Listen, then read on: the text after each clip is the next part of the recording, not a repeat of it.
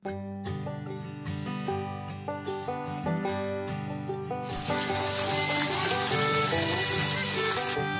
Everyone, welcome to Somaj recipe official. आज बानाबो सबार पछंदेर दई रुई। ताई प्रथमे कड़ाईते सर्षेर तेल दिए तार मध्य आगे थेके নুন হলুদ মাখিয়ে রাখা মাছগুলোকে দিয়ে ভেজে নিতে হবে ভালো। তারপর কড়াইতে শুকনো লঙ্কা, কালো জিরে, ছোট এলাচ, দারচিনি ফোড়ন দিয়ে তার মধ্যে আগে থেকে কেটে রাখা পেঁয়াজ কুচিগুলোকে দিয়ে ভালো করে লাল করে ভেজে নিতে হবে। পেঁয়াজগুলো লাল করে ভেজে নেওয়া হয়ে গেলে তার মধ্যে টমেটো, কাঁচা লঙ্কা এবং আদা বাটা দিয়ে আবার ভালোভাবে কষিয়ে নিতে হবে এই মশলাগুলিকে। আমি এখানে টমেটোগুলিকে ভেঙে দিয়েছি, কিন্তু তোমরা এর বদলে টমেটো পিউরিও ব্যবহার করতে পারো। এরপর একে একে ধনে গুঁড়ো, জিরে গুঁড়ো, হলুদ গুঁড়ো, কাশ্মীরি রেড চিলি পাউডার দিয়ে ভালো করে মশলাগুলোকে কষিয়ে নিতে হবে।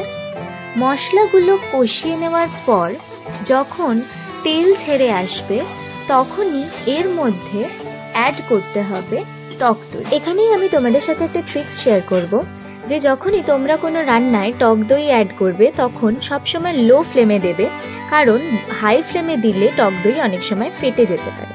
এরকম আরও ট্রিক্স জানতে হলে চ্যানেলটাকে কিন্তু সাবস্ক্রাইব করতে একদম ভুলবেন না।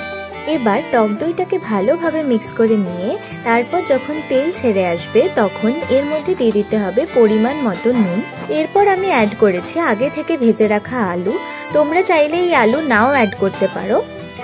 তাহলে ভিডিওটা তোমাদের কেমন লাগছে আমাকে অবশ্যই কমেন্টে জানিও, আর চ্যানেলটাকে লাইক, কমেন্ট, শেয়ার আর সাবস্ক্রাইব করে দিতে কিন্তু একদমই ভুলো না। এবার ভালো করে মশলাটা কষিয়ে নিয়ে যখন এরকম লাল হয়ে আসবে তখন এর মধ্যে পরিমাণ মতো জল দিয়ে দিতে হবে। যে যেরকম গ্রেভি খেতে পছন্দ করো সেই অনুযায়ী জল দেবে। আমি এখানে বাটা মশলার বাটি ধোয়া জলটাও দিয়েছি। তারপর ভালোভাবে হালকা হাতে একটু নেড়ে নিয়ে এটাকে ভালোভাবে ফুটিয়ে নিতে হবে।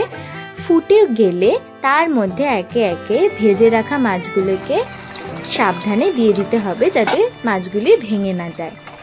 তারপর একটুখানি ফুটিয়ে নিয়ে শেষে ধনেপাতা দিয়ে সার্ভ করলেই রেডি আমাদের দই রুই। কে কে দই রুই খেতে পছন্দ করো তাড়াতাড়ি কমেন্ট করে জানাও, আর দেখা হচ্ছে খুব তাড়াতাড়ি একটা নতুন ভিডিওর সাথে।